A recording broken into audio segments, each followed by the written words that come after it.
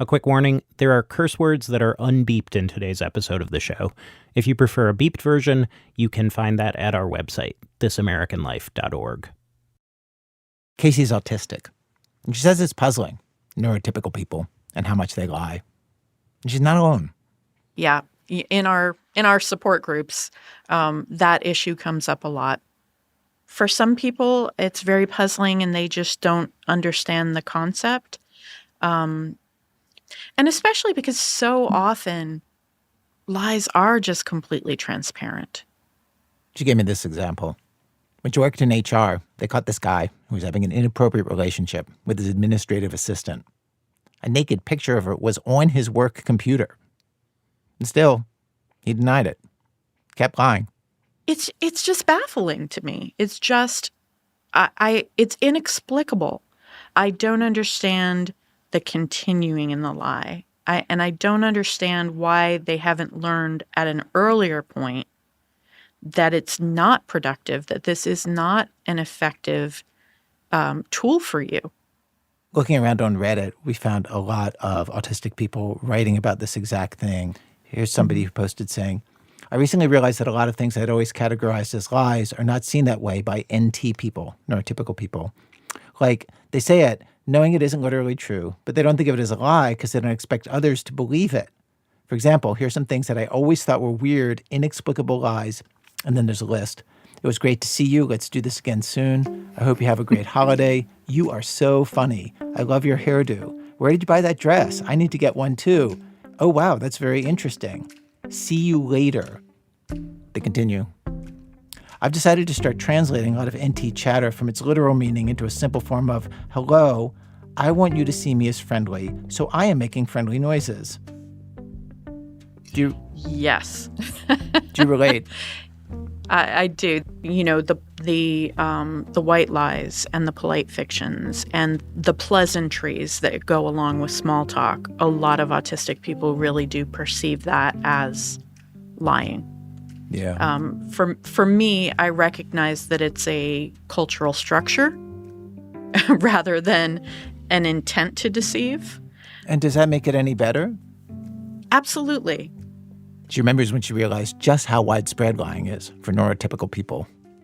She was a teenager, and she says she was heavyset, from a heavyset family. That's pretty normal to me. You know, I'm not offended by or afraid of the word fat. But a lot of the people that were my friends were very afraid of that word. And so they would say to me, oh, you're not fat. And for me, that was just baffling. Like, I understood that they were trying to be kind, but I couldn't fathom how they thought that would actually be believed or helpful. I mean, it's a demonstrable fact. Like, I have a mirror. I know what I look like. It started to make me clue into this idea of white lies and polite fiction. And then, you know, with the teenage politics, you start to see people who, oh, I'm so happy to see you. Awesome. Let's hang out. And then behind the person's back, oh my God, I can't stand her. She is just the worst. So I started to catch on that this was not just widespread, but that this was considered appropriate behavior. Now, of course, she's used to it. When I talked to her, she was just about to go to a conference where she knew people who barely remember her would be saying, so great to see you, and not mean a word of it. And she's okay with that. She ignores it, moves on. But she tries to keep things more strictly truthful. So you never lie? I won't say never. I think of myself as sort of practicing radical honesty with tact.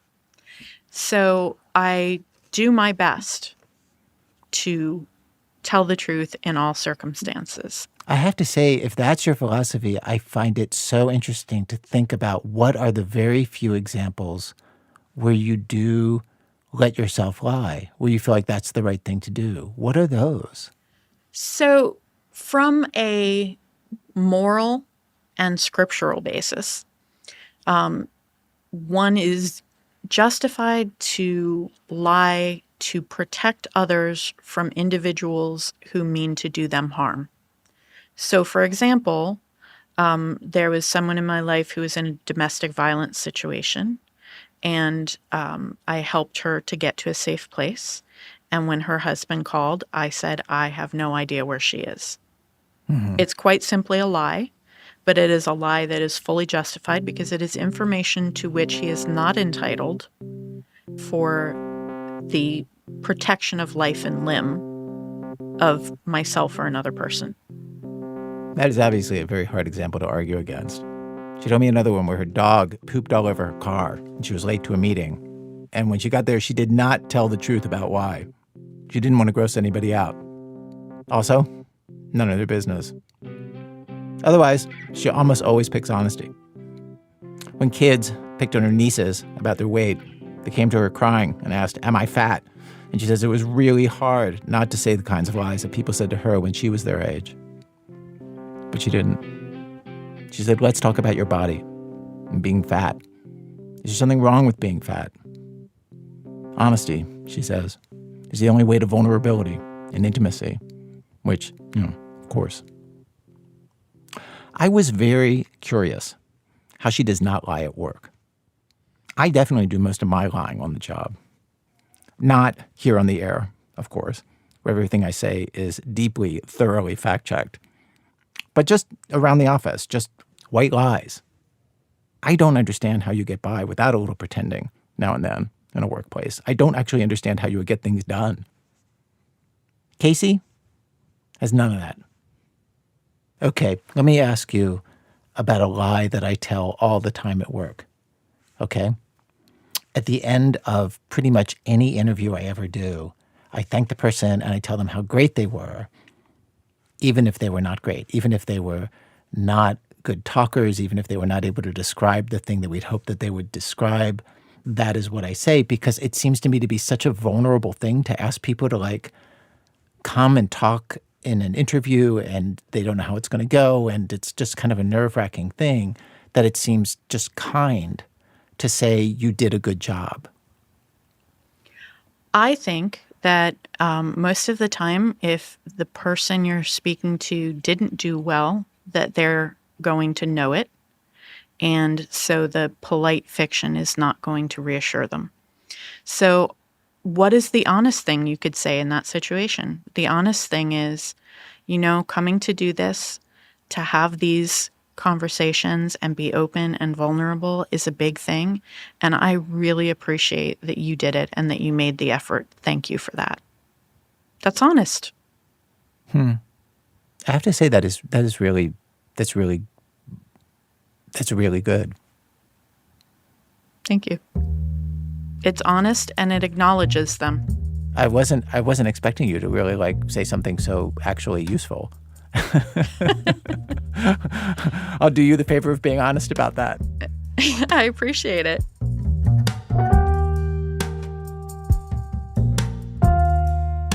One of the reasons why I wanted to talk to you today is that we're doing a whole episode of our show about inexplicable lies. Lies that you just think why lie about that? In your experience, what percentage of lies are unnecessary lies? Can I say 100%? I really don't think, except in extreme circumstances, that Anne Frank is hidden in my attic situation. I don't think that lying is necessary. I think if we have honest, tactful interaction, we're always going to be the better for it. Yeah. All right. Thank you so much for doing this. It's my pleasure. I know that it's a vulnerable thing, coming in and speaking honestly. And Thank you. And I really appreciate you doing that. No, I can genuinely say that that you were great. You were very straightforward and you spoke in a real way about what you really think, which is what we want. Thank you. I hope it will be useful. What a day on our program. Lies that really just leave you scratching your head sometimes. Seriously, we have some fun stories for you. From WBEZ Chicago, this is American Life. I'm Ira Glass. Stay with us.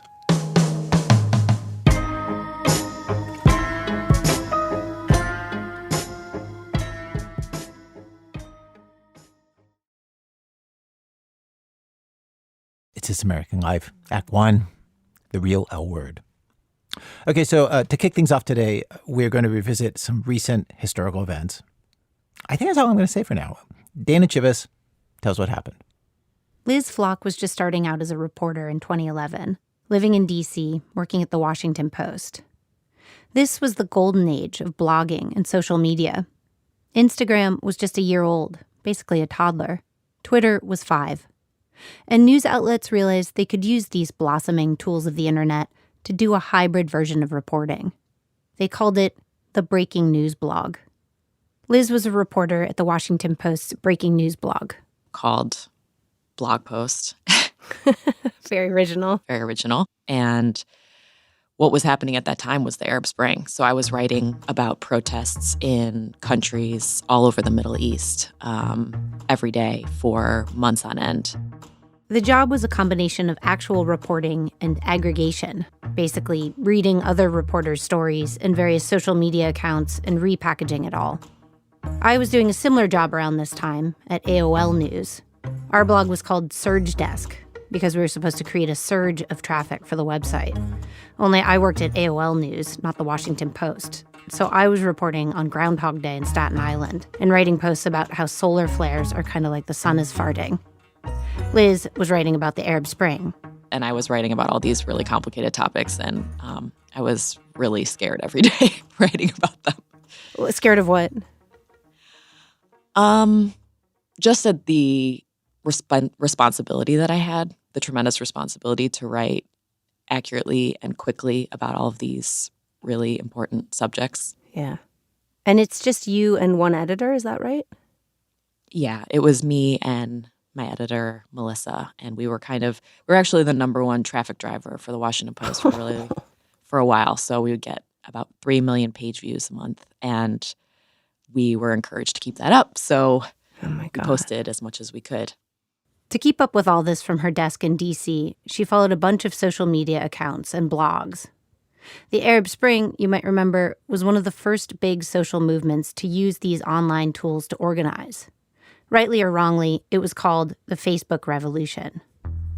One of the blogs Liz followed was written by a 35-year-old Syrian-American woman named Amina Aref, who had recently moved back to Damascus from the U.S. Her blog was called A Gay Girl in Damascus. She writes about her complex identity of being an out lesbian in conservative Syria, having grown up in the U.S. And on the blog, she writes poetry, she writes history, she writes what are basically like foreign policy op-eds. She's openly critical of the Bashar al-Assad regime at a time when the regime was arresting, torturing, and murdering critics and activists. In one post, titled Irony, there's a photo she's taken of a billboard. On it, Assad's smiling face and the head-scratcher of a tagline, "Syria believes in you." Below the photo, Amina writes, "Sure," in all caps and multiple exclamation points. She's provocative. She sometimes writes more sexy poetry, I would say. I forgot about this, but I went back to it, and there was one piece called Testimony of Jasmine, and she writes, "My sex to your sex, grinding in time, with sounds of the city stretched out below," and it goes on and on. Legally, I can't let her read you the rest of this poem. FCC rules.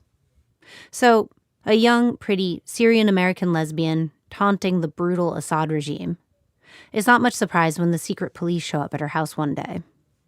On April 26th, Amina publishes a post titled, "My Father the Hero." She describes a harrowing scene. It was the middle of the night, and these 2 young, muscly guys in leather jackets rang the doorbell of her family's home. They've come for Amina. They know about her blog, know that she's a lesbian. They threaten to rape her. But Amina's father argues with them, chides them. He knows them, knows their families. He says to them, quote, "Do you know what is our family name? You do? Then you know where we stood when Muhammad, peace be upon him, went to Medina. You know who it was who liberated Al-Quds. You know too, maybe, that my father fought to save this country from the foreigners. He tells them to leave, and they do. Amina's post goes viral. Back in D.C., Liz decides to write about it. So the second I read her post, My Father, My Hero, I immediately reach out to her for an interview.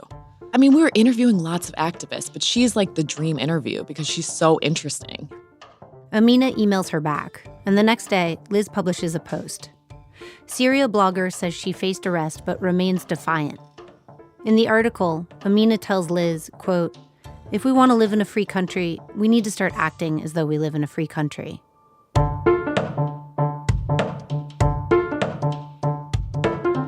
Six weeks later, Liz goes into the office. I am checking the blogs and social media, and I see that on Gay Girl in Damascus, there's a post not by Amina, and it says, "Dear friends of Amina, I'm Amina's cousin, and I have the following information to share. Earlier today, at approximately 6 p.m. Damascus time, Amina was walking the area of this bus station." The post says Amina was abducted by 3 government agents. Then they hustled her into a red Dacia Logan with a window sticker of Bashar al-Assad. The men are presumed to be members of the security services. Amina's present location is unknown. Liz was shocked and upset by this news. This was happening a lot at this point, that activists were getting kind of hauled off the streets, but this was a person that I felt intimately connected to. Like, I knew her whole story at this point. Like, I'd read her whole blog. Yeah. And so it was really scary. And obviously, as a gay woman and a woman speaking out against the regime, like, you're thinking that this person's dead. Homosexuality was, and still is, illegal in Syria. Liz writes a post about Amina's disappearance. So does the Washington Post's Syria correspondent, and the New York Times and The Guardian and others. Liz calls the State Department. They tell her they're looking into it. A Twitter campaign gets going, #FreeAmina, and multiple Facebook groups, which get over 10,000 followers overnight. It's a big deal. And then... So all of a sudden, doubts start popping up about Amina. It really all started very quickly. Like, on the same day that she wrote that she was kidnapped or detained by security forces, or that the cousin writes that, Andy Carvin, who's NPR's Twitter senior strategist and had this huge following, basically asks, "Has anyone met Amina?" Has anyone actually met Amina in person, not just on the internet? It's a good question. In fact, when Liz emailed Amina asking for an interview, Amina had responded that for her own safety, she couldn't talk on the phone. So Liz had sent her questions by email. Do you remember the oh fuck moment that you had when you realized people were doubting her identity? Yes, I remember Andy asking that question on Twitter, and I remember thinking, wow, if this person isn't real, I have interviewed them saying that she is, and given them a platform and caused this blog to probably increase in popularity. And yeah, that's a really scary moment as a super young journalist. I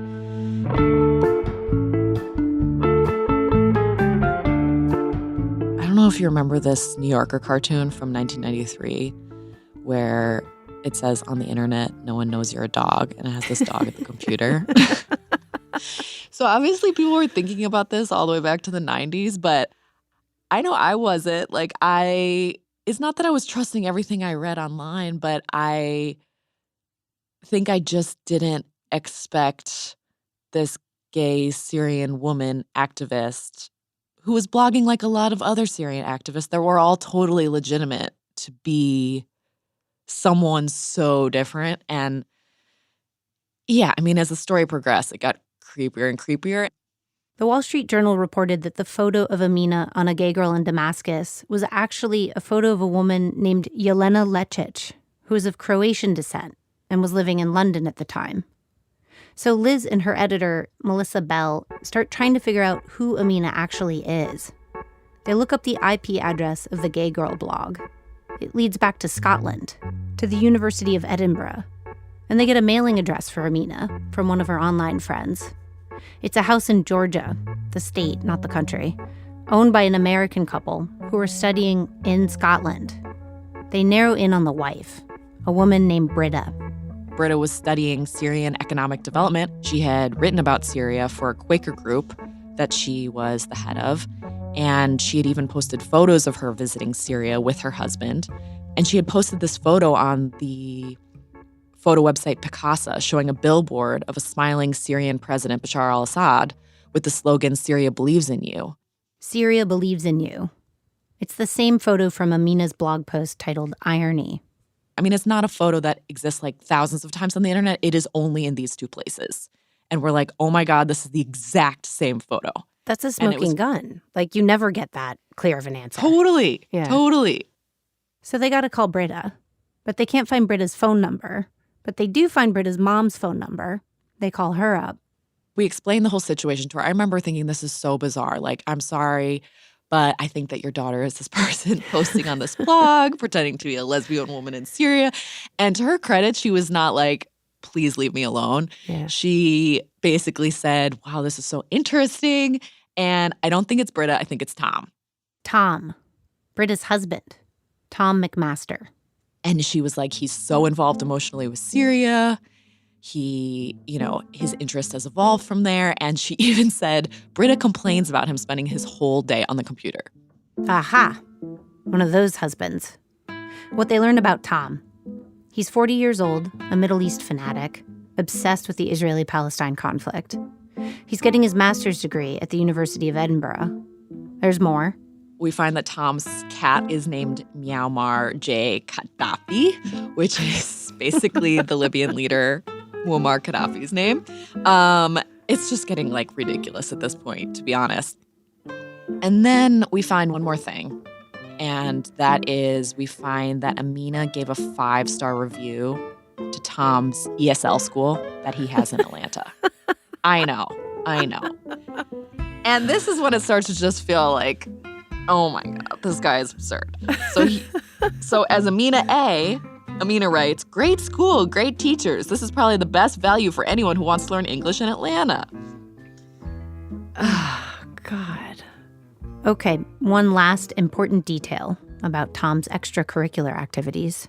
So Amina is super active online, and part of that is flirting with women. She's not just writing lesbian erotica. She's on dating sites. She's had an online girlfriend in Canada for the last 6 months. The girlfriend started one of the Facebook campaigns to free Amina. And Amina... She's also flirting and writing on the blog of this person, Paula Brooks, who has a very popular website about being lesbian called Les Get Real. Nice. LesGetReal.com, for those of you who don't remember the sapphic offerings of the internet in the year 2011, was a website where a variety of writers blogged about lesbianism and the lesbian news of the day. Amina had written a bunch on LesGetReal.com, and the founder, Paula Brooks, had encouraged her to start a Gay Girl in Damascus that winter. And Paula told Liz they'd had a little online fling. Paula and Amina spoke all the time online and even were engaging in like a relationship that it wasn't clear how flirty it was / sexual it was. I think it seems like it was definitely romantic / sexual. And this is over email, or they're like... This is all online, like email and blog posts and, corresponding about the blog posts. Liz explained to Paula what was going on with Amina. Paula was outraged that this person was pretending to be a lesbian. Yeah. This man was pretending to be a lesbian. LesGetReal.com posted an apology to readers for publishing 19 articles Amina had supposedly written. Time to confront Tom. Liz reaches him on the phone. He's on vacation with his wife in Istanbul. And I remember they're laughing a lot. Like, they laugh off the idea that either of one of them could be Amina. And Tom is kind of like sarcastically laughing at me. And he says something like, look, if I'm the genius who pulled this off, like, I would just say, yes, it's me, and I would write a book. And the genius. Genius. Yeah. And then I went through all the connections we had, which at this point were like 15 different connections. And I think we called him a second day in the row. And then he started to get aggressive with us. And he said, like, thanks a lot for tracking us down, and hung up on me. Other reporters had figured it out, too. Liz and Melissa decide to run with the story that a gay girl in Damascus was actually Tom, a white dude living in Scotland. But before they can publish, Tom beats them to it. He confesses in a post on a gay girl. And the title of the blog is changed from A Gay Girl in Damascus to, let me find it, A Hoax That Got Way Out of Hand. I never meant to hurt anyone. It's less pithy than A Gay Girl in Damascus. Yeah. Well, actually, he retitles it A Hoax. Oh, okay. And then there's that subtitle. So Tom writes the quintessential non-apology apology. Says that while the narrative voice might have been fictional, he was describing a very real situation on the ground in Damascus, and he doesn't think he harmed anyone. Maybe you saw the whole thing coming, internet scams being what they are these days. Maybe you're thinking, hey, this whole story is a scam. I can't believe I paid no dollars for this. But calm down a second. There's more. Liz and her editor, Melissa, published their story on Sunday, 6 days after Amina was supposedly abducted. Their headline is, A Gay Girl in Damascus Comes Clean. After they post their article, Liz and Melissa are talking with a more senior editor. Everyone's pretty happy with the story. But there's something still nagging at Liz, a detail she can't get out of her head. It has to do with that other lesbian she interviewed, Paula Brooks, from lesgetreal.com. She says to her editors, So I interviewed Paula, but I actually didn't interview Paula because she's deaf. And I talked to her father because she's deaf. And he said she can't speak on the phone. And her father, like, weirdly knew a lot about the story. And basically now I'm doubting that everyone is real. Do you guys think that Paula Brooks is also not real? Liz had emailed with Paula Brooks. Paula had sent Liz a photo of her driver's license as proof of identity. But Liz had only ever spoken with Paula's dad. It's the exact same thing as with Amina. Like, I can't talk on the phone, so I'll have to do it in this alternate way. But in this case, I'm deaf. And, you know, I didn't want to doubt Paula being deaf, but Right. the dad was so weird. Right. And now I'm basically like, is every single person on the internet actually just a white dude pretending to be someone else? So instead of celebrating a great scoop, outing Tom as Amina, Liz dove straight into investigating Paula Brooks. So I call back the dad and I basically say, I know you're Paula Brooks. Oh, wow. You just went straight for it. I think we just went straight for it. Maybe we said, are you Paula Brooks? And he basically just said yes. Oh, My name's what? Bill Graber. Yep. He said, I'm Bill Graber. Then I said, like, who are you? Bill Graber. And it turned out he was like a retired construction worker who lived in Ohio. Bill told Liz he'd had some lesbian friends who were mistreated and he wanted to help. He also wanted a platform where he could write in support of repealing Don't Ask, Don't Tell. The real Paula Brooks, Bill explained, was his partner, who didn't know he'd been using her identity online to pose as a lesbian. Basically, Bill said that by running Les Get Real, he was surfacing issues for the lesbian community and helping in that way. And having a flirtation with Amina. Yes. I mean, I would have loved to get those chats between Amina and Paula, a.k.a. Tom and Bill, two white men flirting with themselves, each thinking the other one is a lesbian. But I never got those chats, so we'll have to let our imaginations run wild on that one. But yeah.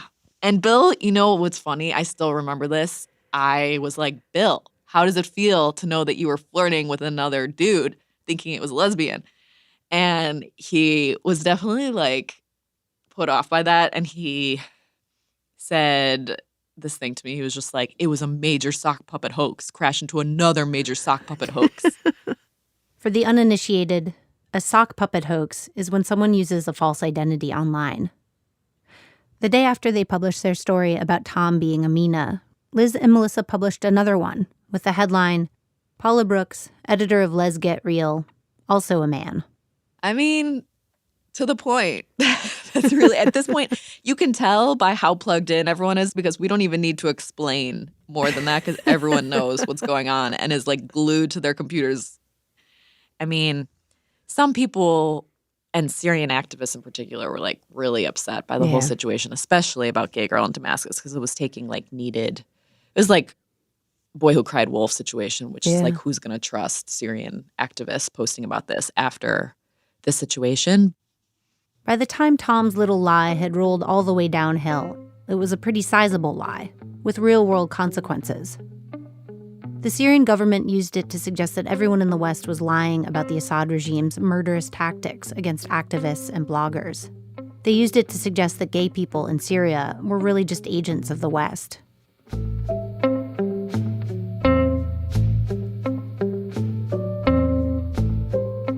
In retrospect, Amina's writing, it's so bad. Like when her father supposedly says to the secret police, "You know where we stood when Muhammad, peace be upon him, went to Medina." It's like the 1950s Hollywood version of how a Syrian man would talk. But what was good about Amina's writing, Tom's writing, is that it played for emotion. It confirmed what we were all feeling here in the West, what excited us about the Arab Spring. Democracy was ascendant. The bad guys were going down. The lesbians were taking over, or whatever. Amina was the lie we all wanted. I reached out to Tom, Bill, and Britta for this story. Tom and Bill definitely did not want to talk to me. Britta didn't respond. But the day after he was outed, Tom did some press. He said he had wanted to wind Amina down for a while, and he was going on vacation, so having her abducted was kind of his out-of-office message. Yeah, man, the internet, huh? The internet. I mean, it's, oh, God, I know. And it was like so fun for just a short period of time where everyone was just like, is this thing on? Can I tell you about what I ate? A lot's changed since then. The Washington Post, where Liz worked, is now owned by Jeff Bezos. Twitter is owned by Elon Musk. Instagram is owned by Facebook. Facebook has done away with fact-checking. And the president has his own social media platform called Truth Social, where he regularly posts falsehoods and conspiracy theories. Kind of makes you long for the good old days, when the internet wasn't dominated by the most powerful, and people still cared what was true and what wasn't. The truth. So retro. It's a whole new world now. Except over here on the dusty old radio, where I still can't say shit or piss or fuck or cunt or cocksucker or motherfucker or tits. Not even tits. Because, of course, think of the chaos that would ensue if I did.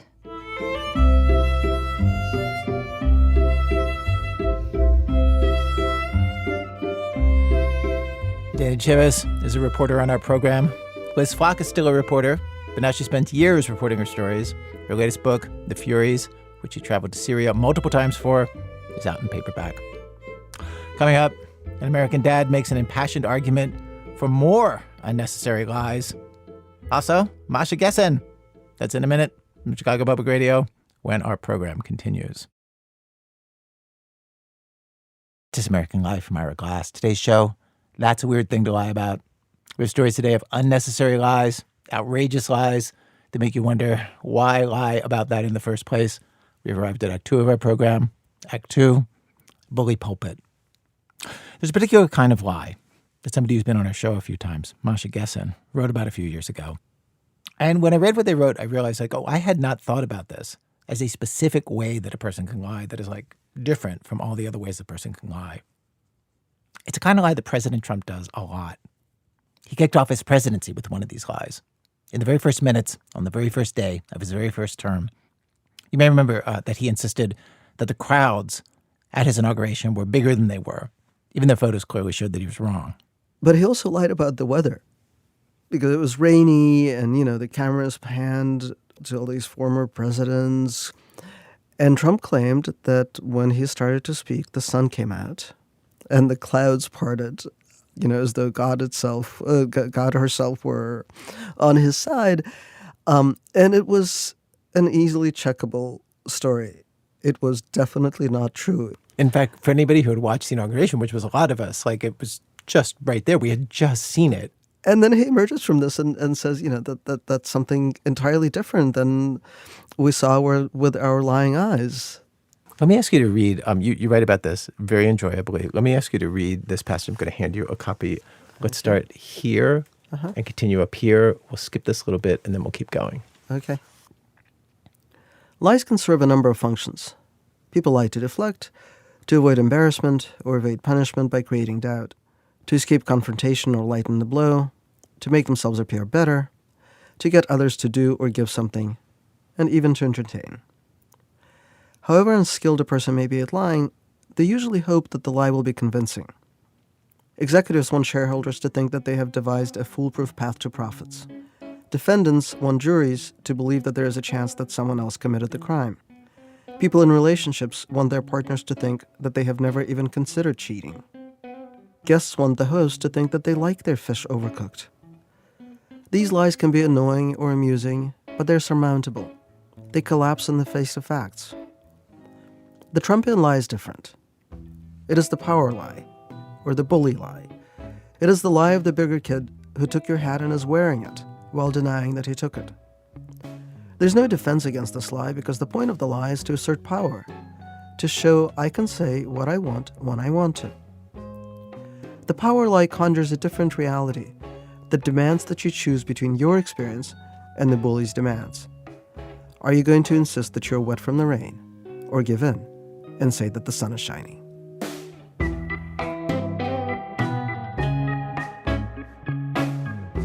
I have to say, since reading that passage in your book a few weeks ago, I feel like it's like you gave a name to something that I had known was there, but hadn't put a finger on what it was. Like I hadn't named to myself, oh, this is a particular phenomenon, a particular way of lying that Donald Trump does. And since I read that, I feel like I see this kind of power lie or bully lie from Trump and from his team come up in the news over and over. So, for example, Ukraine started the war with Russia. Right. USAID sent $50 million worth of condoms to Hamas. China controls the Panama Canal. These are bully lies. And I'm seeing, more and more of the sort of impossibility of standing up to it. Because there are now a lot of these people, right? It's not just Trump. In the first administration, it was Trump and his lies and a bunch of sycophants. Mm-hmm. Now they're kind of all, particularly Trump and Musk, are just kind of running. One is constantly getting ahead of the other. Federal employees have fortunes in the tens of millions with a salary of $180,000. That's something that Elon Musk claimed without presenting any evidence at all in an Oval Office press event, where he also suggested that Social Security may be sending out checks to people 150 years old, also without evidence. Seems to be flatly untrue. Masha says these kind of lies, these bully lies, are different from the kind of lies that we've been used to in American politics for most of our history, where the two sides, argue back and forth, present evidence, try to convince each other, or try to convince voters at least. The bully lie is different. It doesn't try to convince you. It doesn't present evidence. It just tells you to pick a side. So when the president said that diversity programs caused the plane crash over the Potomac, when he called the president of Ukraine a dictator without elections, he didn't lay out a set of facts to make his case. He wasn't interested in rebuttal. When he does this kind of thing, Masha writes, he's asserting control over reality itself and splitting the country into those who agree to live in his reality and those who resist and become his enemies by insisting on facts. I don't know if it's worth complicating this analysis with this example, but I was actually able to think of one instance of the Democrats doing the kind of bully lie that Masha writes about, and it's a big one that we all just lived through. It seemed like it was done more out of desperation than anything else, and not part of a daily pattern of making false claims with no facts behind them. The thing I'm talking about is Joe Biden and his advisors concealing how he had aged in office. I talked to Masha about this. Like, that basically was making everybody in the country choose either you accept what we're telling you about Biden or you're against us. Oh, absolutely. I mean, I wrote a piece about it at the time saying that it was totally Trumpian behavior. I did not win any friends with that piece, but that's what it felt like because we could see it. We could see it, the debate. And then there were all these people around Biden who were saying, don't believe your lying eyes. He is in control. He's running the country. It had that feel of the bully lie. The reason Masha is so aware of what that feels like is that they grew up in Russia, left, came back, then fled when it became impossible for them to keep living there under Vladimir Putin.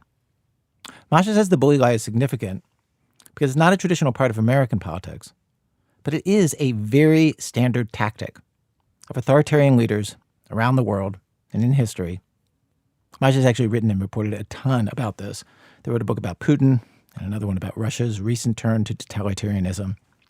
An authoritarian government, just to remind you, is basically a government run by one person, a strongman leader who holds all the power, which of course is different from our system of checks and balances. Masha wrote about the bully lie in their book about Donald Trump's first term. The book is called Surviving Autocracy. That's what I asked them to read from a little earlier. In that book, Masha argues that Donald Trump does lots of things that we normally see from authoritarian leaders, not just the bully lies. And I think it's worth talking about it for a little bit here. I found it eye-opening to see it laid out point by point. And I just want to say, if you like the president and you think talking about him this way is just way, way out of line, just stay with me. We talked about that. I feel very aware that people who like the president may hear you say the word autocrat and just think it's nuts, and you're just looking for any alarmist thing you can say to make him look bad. Can I ask you to make your case for a skeptical listener? What are the things that Donald Trump does that usually we see from autocrats and not from kind of just like regular American politicians who might lie and do whatever it is that they do? Like, what are the things that he's doing that are more typical for autocrats? Well, at this point, there's every indication, and by every indication, I mean all the things that he constantly says, that he actually thinks that that's how government should work. It should be one person making decisions. Right. You're making me think of him deciding to weigh in on and ban congestion pricing in New York City from the White House. Exactly. And saying, I'm the king, long live the king. Right. Yeah. Or calling out the governor of Maine for, I guess in his opinion, not following his executive order on disallowing transgender athletes in sports, with the governor responding that the state of Maine has its own laws, and him basically saying, I can't remember the exact quote, but basically saying, I'm in charge here, and we'll see who wins. That is actually almost the definition of an autocrat, acting like you have ultimate and unchecked power. And there are other specific things, Masha says, that Donald Trump has done in the last few weeks that are standard moves for an autocrat. Number one, punishing press outlets who don't do what he says. Trump kicked the Associated Press from covering him in the Oval Office, on Air Force One, and at major events, after they refused to call the Gulf of Mexico the Gulf of America, like he wants. Autocrats go after their enemies. Donald Trump has been going after so many enemies, publicly. Former aides, he fired Justice Department officials who prosecuted cases against him, and this week even went after the law firm that is giving advice to one of those officials, taking away their security clearances, which will make defending that official harder. That is very autocratic leader. And then there's Donald Trump's basic campaign message, make America great again. A better future that's basically the past is a common trait to all modern autocrats. I mean, in the 20th century, we also had some futuristic autocrats. The Soviet totalitarianism was probably the most vivid example. But all the autocrats have come to power in the world, like in the last 15 or so years on this wave of resurgent autocracies. They're all past-oriented. They're saying, like, we had a glorious past and we've got to go back to it. Yeah, it's make whatever country great again. And it's always an imaginary past. When you felt comfortable, when you didn't have these anxieties, when your children were just like you, when men were men and women were women, and everyone spoke the same language as you do. Yeah, yeah. What do you make of all the things that Trump has been saying lately about taking over Greenland and the Panama Canal and Gaza? I think a few things are happening there, and I think they're pretty scary. I think the first time he mentioned Greenland which was during his first term. It was probably at a moment's inspiration. He probably meant nothing by it.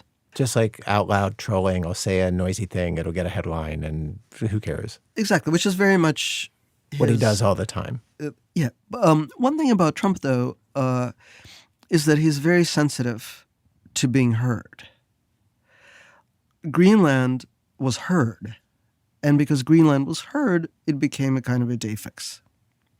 And so now in his second term, he's bringing up Greenland again. I think it's a whole other story. It's no longer an absurd trolling kind of meme thing. It's beginning to approach policy.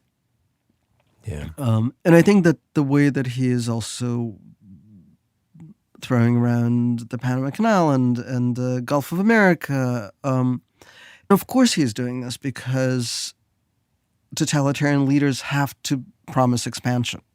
That's like why? It's like it's an axiom. What are you saying? No. What do you like? They have a rule book that they have to follow. Absolutely. I'm actually half serious. Like that.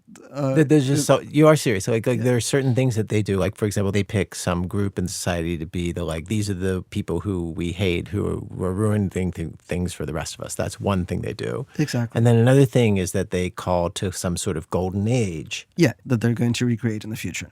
And then you're saying another one is just we're going to expand. Yeah, we're going to take over other lands. And what it is, I think, is it's a promise of greatness. It's a trade-off. Generally speaking, autocratic regimes don't, in the long run, prove economically beneficial To the population. To the population. And right, they're usually economically beneficial to the actual autocrat and his cohort.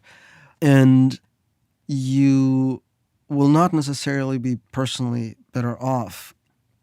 So what is he going to actually give them? What he's going to give them is a sense of belonging to something greater.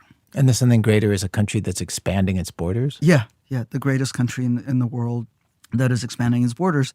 Okay, so obviously nobody knows what's coming next, but if you see Trump as a kind of autocratic ruler and you worry about him taking more power in that way, what are the things you'd be looking for next? Like, what are the markers of it going further? Well, the problem is that, we're always looking for that one thing or those three things. And now once we check them off, we're living in an autocracy. The problem is that it's actually always a gradual process. And it's happening much faster here than it's happened in any country that I'm familiar with. Really? Yes. I mean, it took Putin quite a long time to establish actual authoritarian rule, and then another number of years to turn that regime into a totalitarian one. The way that Trump is taking a sledgehammer to government is certainly unprecedented in my memory. Right? But I think that things that we have to look for, some of them you can sort of measure, like when they start consistently ignoring court decisions that are not favorable to them. Yeah. So far they've ignored some, it seems like, but it doesn't look like it's consistent. But at some point I would expect them, or let's say I will fear that they will say these court decisions that go against the government are illegitimate. So that will be a huge marker. But then there are softer things like shifting consensus. And I think it's already happening. Like, that's one way of understanding what people have also been calling the obeying in advance that we have seen sort of all over the place. The most vivid example of it is by far not the only one, right? But it's Mark Zuckerberg's little address when he announced that they were not going to have fact-checking on Facebook anymore. He kept saying, things have changed. This is a new moment. We're going to move our operations to Texas because that's the new moment we're living in. And all of these things are sort of ways of saying, look, I'm fully accepting that Trump has created a new reality. And I'm going to take all my things and move into that reality with him and live there with him. Yeah. And anybody who refuses to do that, they're going to be left out in the cold. Masha Gessen. Their book about Donald Trump and his autocratic tendencies is called Surviving Autocracy. These days, they're an opinion columnist at the New York Times. They recently wrote in the Times, life under autocracy can be terrifying, as it already is in the United States, for immigrants and trans people. But those of us with experience can tell you, most of the time, for most people, it's not frightening. It is stultifying. It's boring. It feels like trying to see and breathe underwater, because you're submerged in bad ideas, being discussed badly, being reflected in bad journalism, and eventually in bad literature and bad movies. Just this week, lawyers nominated for top positions in the Justice Department, including Solicitor General, were asked if the president could ignore or disobey a court order. And they hedged. They did not say that he should obey. Vice President Vance said earlier this month that judges should not be allowed to control what the president does.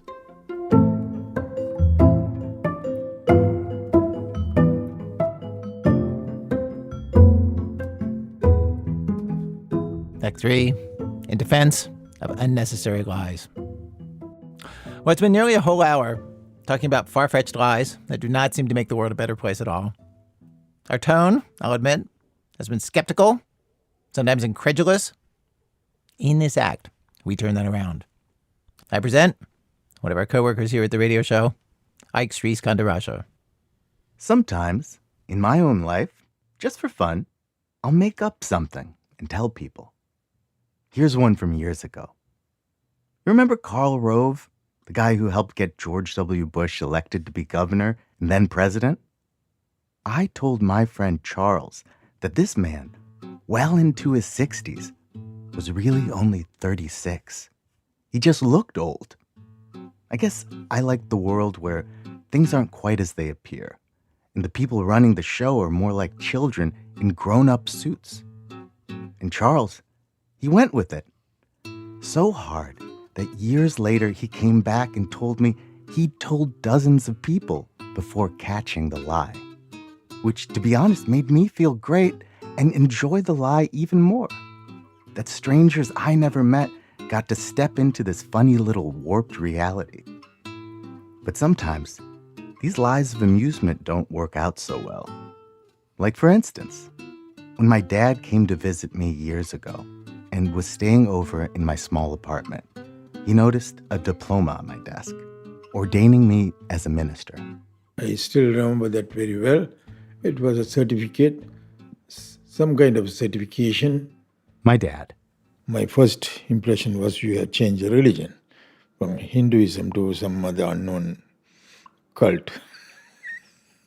It would have been easy to correct this misunderstanding and tell my dad the real story, that my friends had asked me to officiate their wedding, and to legally marry them, I had to get ordained in an online church. It just seemed funnier to go along with the story that I was now a minister in a Christian cult. It came as a surprise to me because so many generations we have been following this religion. So I was a little disappointed, but things happen. As soon as he came home, he told me. My mom. I thought it was odd because you would have told me about it if you were doing something like this. So it came as a huge surprise to me, too. While my dad met my fake conversion story with resigned disappointment and no follow-up questions, my mom just called me. So when we spoke the next time, I brought it up and I asked you about it. Then you started laughing. Then I knew it was just a joke. Then I had to tell Dad. I was relieved. I didn't have to think about it anymore. Did you think it was a good joke? Yes. It's an excellent joke. Is that a lie? It's a white lie. Honestly, this all surprised me, that my dad couldn't tell I was joking. Mostly because I learned this type of joke from him. What did you say? I've just been doing your joke. The joke you make all the time where you lie about something. I didn't know that. He does that a lot, yes.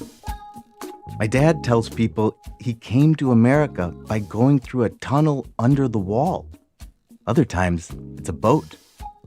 When I was a kid, he told me the stretch marks on his shoulders were from a fight he had with a tiger. I told everybody. But my favorite lie he told happened during a math class my dad used to teach at Madison Area Technical College. My good friend Buskus was taking it, and I decided to go with him. Now, before the lesson started, my dad introduced me to the class. I do remember that. I introduced you as a foreign exchange student from Nicaragua, although you didn't look like a Nicaraguan. Why did you say that? Because we had students from Central American countries. I wanted to make use of that and came up with this idea. Well, I understand why it's plausible, but why did you even tell a lie about where your son was from instead of saying my son is here? I just wanted to play a practical joke with my students. It is also for Buskus, who knows the real story and who started laughing. My dad and my friend Buskus started laughing so hard they were wiping tears from their eyes. And the rest of the class seemed confused why their teacher was misidentifying a new South Asian student as being from Central America. It was very funny, especially for those of us who have to field a lot of those "where are you from originally" types of questions.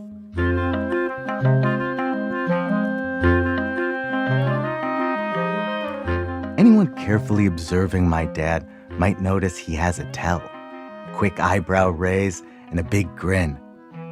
I have the same tell, and people close to me know it, but apparently that doesn't make it any less frustrating to live with.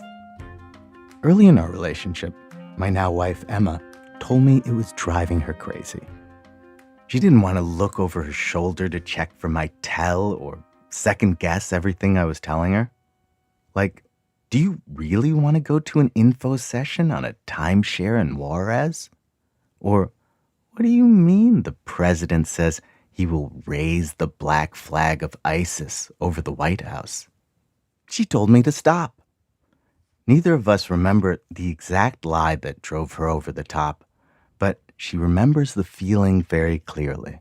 I wanted an actual answer about whether it was how you felt or what you wanted to do or where we should put the thing or should we whatever, something kind of day to day. And the accumulation of getting not real answers that I then had to parse and say, wait, but just what do you, I just need you to tell me straight so we can move on from this. I think that was the thing that took me to wanting you to stop.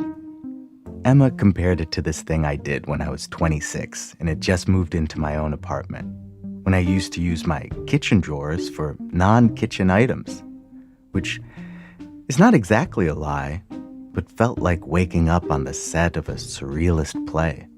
It's just confusing. And this was, when we first started dating, or maybe even before, and I was looking for something in your kitchen. You had maybe like 2 forks and 2 spoons. And I was probably looking for one of these forks or something, and I opened a drawer, like a logical place to have silverware, and instead found either boxers or DVDs, like Seinfeld box set. And it was funny, but it was also maddening.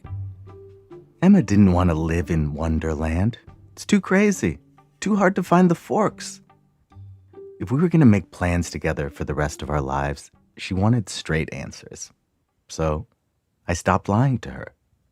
For years, I packed this part of me away. In the dresser, I ended up buying for my underwear. But now we have 2 kids, and I've brought lying back into our house, especially with our oldest. Just recently, like a day ago, what did you say? You looked at his foot and you were like, huh, where did you get all these toes? Why do you have 10 toes? Most people only have 6. And now he's 4 and like wise to you. And he was like, What? It's like, you're joking. Leroy gets it. So far, he hasn't asked me to stop yet. Maybe you would like to try this in your own house. In fact, maybe it's a valuable lesson for your kids. Trains them to determine fact from fiction. It seems useful in our world.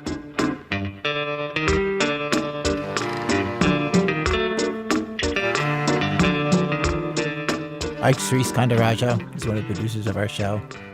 By the way, his friend Charles, who Ike lied to about Karl Rove, Charles told him recently that he never thought that was true. He lied to Ike about believing it, and also about telling others, just to amuse himself.